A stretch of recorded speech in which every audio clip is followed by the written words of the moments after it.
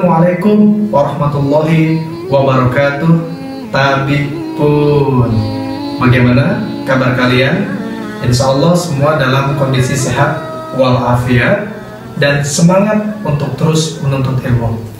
Pada kesempatan kali ini kita akan sama-sama belajar tentang mata pelajaran pendidikan agama Islam dengan materi ketentuan waris dalam Islam. Mari kita mulai dengan bacaan basmalah. Bismillahirrahmanirrahim.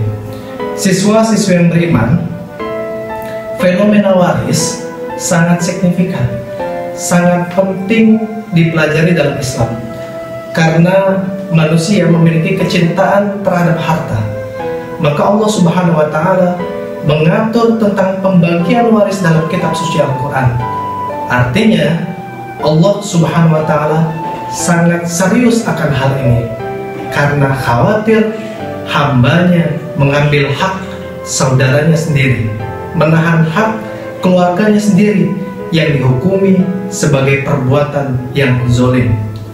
Persoalan ini tentu menimbulkan pertikaian, tentu bisa menyebabkan terjadinya keributan, bahkan sampai pada pembunuhan antar keluarga. Na'udzubillah.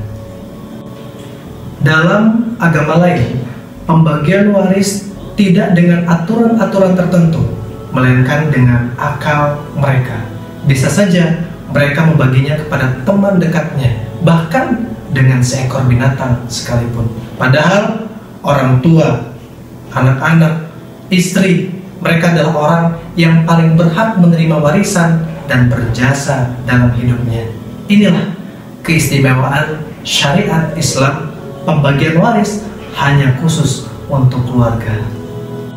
Siswa-siswi yang beriman, ada yang tahu apa itu ilmu mawaris?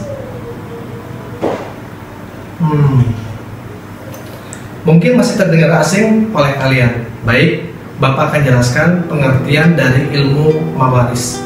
Secara etimologis atau bahasa, mawaris adalah bentuk jamak dari kata miros, merupakan masdar atau infinitif dari kata warotha, yarithu, irthan, mirothan.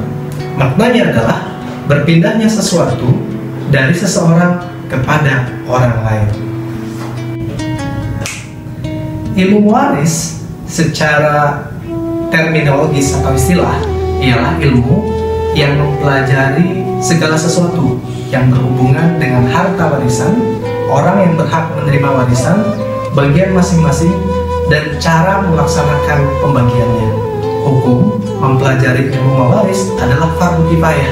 Artinya, semua kaum muslimin akan berdosa jika tidak ada sebagian dari kita yang mempelajari ilmu mawaris atau faraid dengan segala kesungguhan.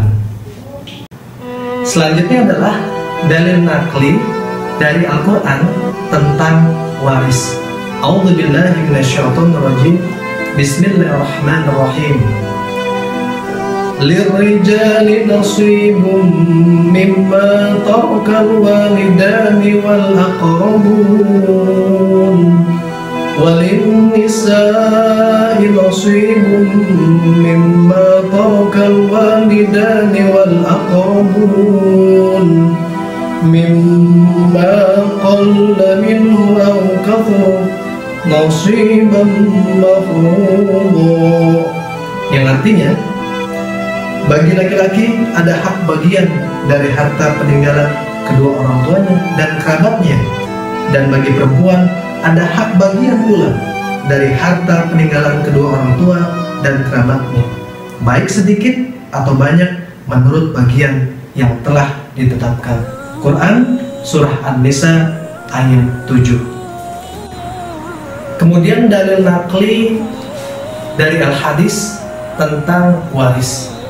An Abdullah bin Mas'ud radhiyallahu anhu, qala Rasulullah sallallahu alaihi wasallam, ta'allamul Qur'an wa 'allimuhun nas wa ta'allamul fara'id wa 'allimuhun nas fa inni imru'un maqbudun wa innal 'ilma sayuqbadu wa tazharul fitan hatta yakhtalifal ithnani fil fariḍah la yajidani min yaqdi biha, yang artinya Dari Abdullah bin Mas'ud radhiyallahu anhu, ia berkata, Rasulullah SAW bersabda, pelajarilah Al-Quran dan ajarkanlah kepada manusia, dan pelajarilah ilmu faraid serta ajarkanlah kepada manusia, karena aku adalah orang yang akan direnggut atau wafat, sedang ilmu pun akan diangkat dan fitnah akan tampak, sehingga dua orang yang bertengkar tentang pembagian waris, mereka berdua tidak menemukan seorang pun yang sanggup meleraikan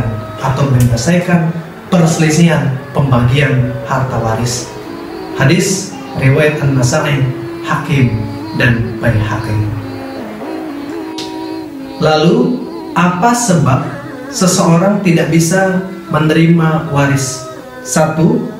Karena kekafiran atau murtad keluar dari agama Islam. Orang tua muslim tidak dapat mewarisi anak yang kafir dan sebaliknya. Hal ini berlaku untuk keluarga inti dan keluarga besar. 2. Membunuh mewaris. Apabila seorang ahli waris membunuh atau mencoba membunuh atau menganiaya berat pada pewaris, maka dia tidak berhak untuk menerima waris. Lalu yang ketiga, sebab seseorang tidak bisa menerima waris adalah anak hasil zina. Seorang anak yang terlahir dari hasil perzinahan tidak bisa menerima waris dan tidak bisa mewarisi. Kemudian yang keempat adalah anak li'an. Anak dari suami istri yang melakukan li'an tidak dapat mewarisi dan diwarisi. Li'an adalah tuduhan seorang suami kepada istri yang berzina dan penolakan istri atas tuduhan suami tersebut.